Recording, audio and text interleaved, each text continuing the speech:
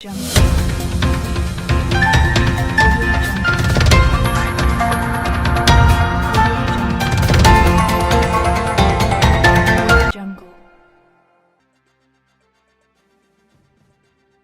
Hello दोस्तों, इस video में आप लोग को स्वागत है। तो दोस्तों, इस वीडियो में आप लोग देख रहे हैं अखिलेश कश्यप और राजकुमार जी, जो कि ग्लोबल म्यूजिक जंक्शन के प्रोड्यूसर है वो, और में पंकज राय भी दिख रहे हैं जो कि खेसारी लाल के सीए हैं। तो दोस्तों, यह लग रहा है खेसारी लाल का मैटर सुलझ चुका है।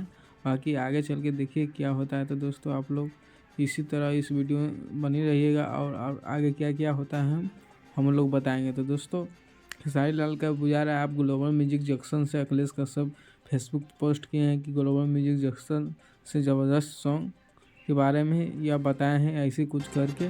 दोस्तों देखिए कब तक यह फैसला गुजारा कि ख़त्म ही हो चुका है। तो दोस्तों, इस वीडियो में देखिए आगे तक क्या होता है। दोस्तों, चैनल पर नए हो तो चैनल को सब्सक्राइब कर दीजिएगा और वीडियो को लाइक नहीं किया तो वीडियो को लाइक कर लीजिएगा ताकि भोजपुरी का हर अपडेट आप तक पहुँच सके। जय हिंद, जय भोजपुरी। धन्यवाद दोस्तों।